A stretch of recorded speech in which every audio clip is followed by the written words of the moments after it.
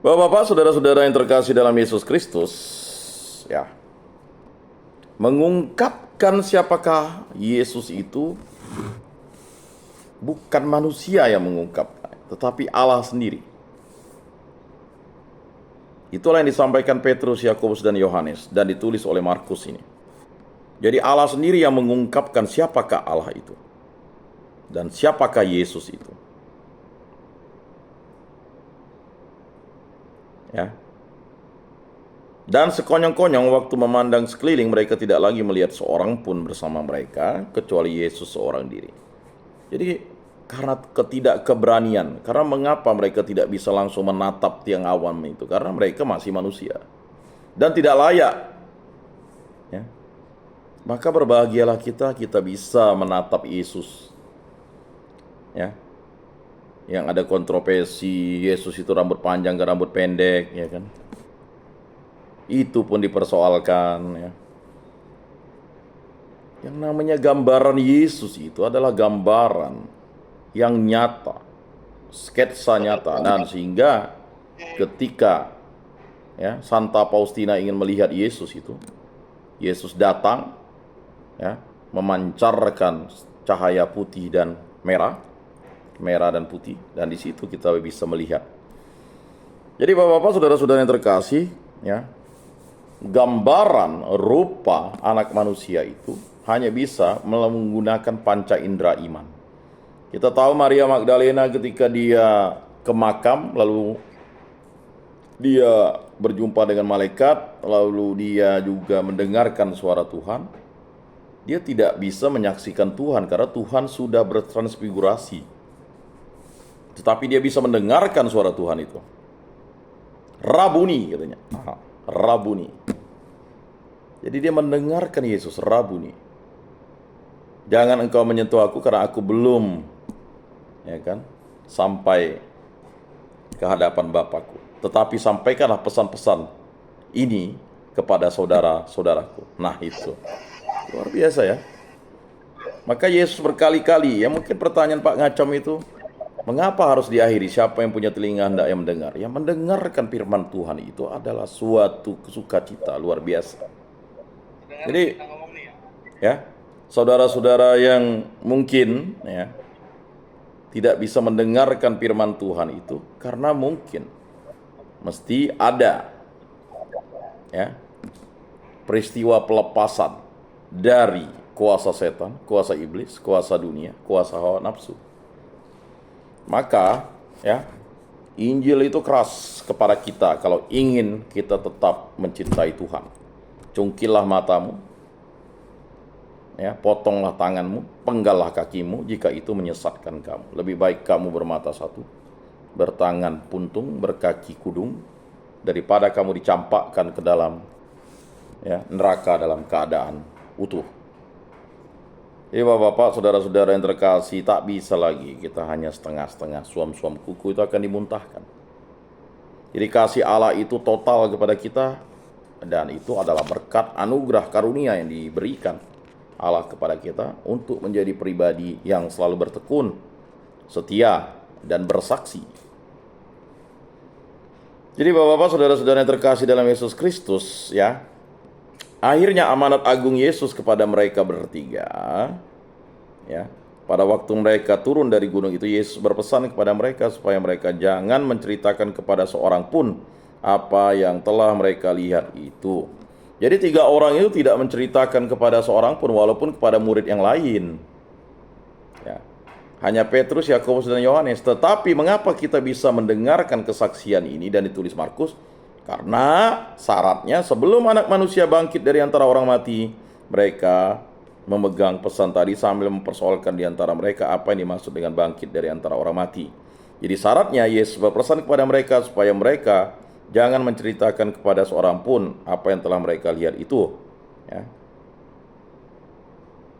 Sebelum anak manusia bangkit dari antara orang mati. Nah ini misteri agung yang Petrus, Yakobus, Yohanes itu perdebatkan. Apa lagi nih? Kita sudah menyaksikan bahwa betul Yesus itu adalah Allah dan mendengarkan dari kesaksian Allah untuk kita mendengarkan Yesus. Kenapa harus kita ungkapkan setelah dia ya bangkit dari antara orang mati ya, kata Petrus. Nah, aneh nih Yesus nih katanya. Kalau kita ungkapkan pasti banyak pengikut Yesus. Tetapi Yesus berpesan ya sesuai dengan amanat agung Allah, dengarkanlah dia. Maka Petrus, Yakobus, Yohanes itu mendengarkan dia. Jadi Bapak-bapak, saudara-saudara yang terkasih dalam Yesus Kristus, jika ada pengumuman ya, dengarkanlah dan sampaikanlah itu. Ya. Kita cukup prihatin ya kan. Beberapa kali ya, kita mendengarkan bahaya pindah iman itu akibat apa tadi? Akibat tidak ada yang namanya pelayanan. Ya, pindah iman karena tadi itu, karena perjodohan, pindah iman karena pekerjaan, pindah iman karena mungkin kesesatan, kesesakan, kegalauan dan sebagainya. Maka ada perbincangan yang sungguh luar biasa di antara mereka. Mereka memegang pesan tadi sambil mempersoalkan di antara mereka, apa yang dimaksud dengan bangkit dari antara orang mati ya? Bangkit dari antara orang mati, ini ajaran baru, ini luar biasa ini katanya. Setelah mereka melihat kemuliaan Yesus ya, lalu mereka, yang diinginkan Yesus adalah kesetiaan dan ketaatan. Jadi sebagai orang Kristen, setia dan taat itu penting ya. Kesetiaan kita kepada Yesus dan taat kepada Yesus, Allah Tritunggal Yang Maha Kudus. Allah selalu menunjukkan kemuliaannya dalam peristiwa-peristiwa hidup yang kita alami, yang tidak terlepas dari penderitaan. Kita akan mengalami peneguhan iman yang luar biasa jika kita melibatkan dia. Ya jelas. Bapak-bapak, saudara-saudara yang terkasih, tidak jemu saya sampaikan, hadirlah ya kan, dalam majelis ini. Kalau bahasa Malaysia majelis, dalam pertemuan ini, permusyawaratan ini, ya kan, lembaga ini, ya, bimbingan ini, ya. Mengapa sih kita menghindar? Ya. Jawabannya adalah kita tidak mau mendengar Tuhan. Ya. Saat dia terlibat, dengarkanlah dia dengan saksama, agar kita tidak boleh salah jalan menuju keselamatan. Bapak-bapak, saudara-saudara yang terkasih, ini ada suatu gambaran dari orang kudus, kesaksian melihat Yesus, yaitu Faustina melihat Yesus. Ya. Jadi bahkan dalam ada kitab yang ditulis Faustina itu, bukan Alkitab ya. Itu dijelaskan bagaimana Faustina itu ya, saking ingin melihat Yesus itu, dia betul-betul menjaga kesucian, kekudusan dirinya dan ketaatan serta kesetiaan kepada Yesus. Jadi 2 Februari 1937 ya, Yesus yang tersalib, Yesus dipaku pada salib dan menjalani sakratul maut yang berat. Nah, ya. Penderitaannya menusuk aku. Ya, artinya Faustina yang ngomong ini, Santa Faustina. Jiwa dan raga dengan cara yang tak kelihatan tetap sungguh amat nyeri. Ya. Ini buku harian Faustina, BHF ini buku harian Faustina yang sudah dibuka oleh Gereja Katolik. Ya. Dan dijadikan suatu buku iman yang luar biasa ya. Jadi kalau bapak-bapak punya dana bisa beli buku ini ya, untuk dijadikan pegangan, bukan dijadikan kitab suci, tetapi pegangan catatan iman yang luar biasa, bahwa bagaimana Santa Faustina itu menyaksikan ya, menyaksikan Yesus yang tersalib dan Yesus dipaku pada salib. Faustina mengalami stigma ya. Jadi Faustina mengalami stigma berkali-kali. Ya.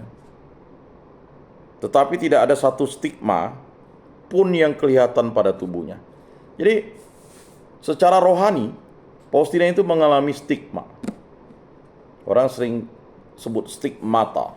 Ya, stigma itu adalah mendapatkan luka-luka Yesus waktu penyaliban. Tetapi orang tidak bisa melihat stigma itu kelihatan pada tubuhnya ya. Kita bisa baca di buku harian Faustina ya, nomor 964. Ya. Ini hal pertama. Hal kedua ialah seruan Faustina saat itu betapa mengagumkan misteri yang terjadi selama misa. Jadi Bapak-bapak, saudara-saudara yang terkasih dalam Yesus Kristus, janganlah sampai tidak pergi misa. Ya, betapa luar biasanya. Itulah kesaksian Faustina. Ya. Dan ini luar biasa. Pada setiap misa kudus terulanglah ajal Yesus. Jadi pada setiap misa kudus itu, baik misa hari Minggu, misa hari raya, misa harian, terulanglah ya, ajal Yesus itu. Selanjutnya, mari kita pindah ke buku harian Faustina nomor 948. 13 Februari 1937 dalam ibadat sengsara, Faustina melihat Yesus disiksa, dimahkotai duri, dan memegang buluh dengan tangannya. Yesus diam saja ketika para serdadu mondar-mandir di dekatnya dan berlomba-lomba menyiksanya. Jadi dalam kesaksian penglihatan Santa Faustina itu, Yesus itu disiksa berulang-ulang kali. Karena memang tentara Romawi ya bukan kejam. Ya, dia diperintahkan untuk menyiksa itu. Karena apa? Ya, siksaan Yesus itu ingin mengungkapkan bahwa kamu jangan berani dengan kami, orang Romawi, kan begitu. Nah, apa yang terjadi Bapak-bapak, saudara-saudara yang terkasih dalam Yesus Kristus ya? Yesus tidak mengucapkan sepatah kata pun, ia hanya memandang Faustina ya. Dan dalam tatapan itu, Faustina merasakan penderitaannya begitu mengerikan. Sehingga kita tidak mampu membayangkan betapa ia menderita bagi kita selama ia disalibkan. Ketika melihat Yesus disiksa, hati Faustina tercabik-cabik, dan Faustina berpikir, apa jadinya orang-orang berdosa kalau mereka tidak memetik manfaat dari sengsara Yesus. Ya.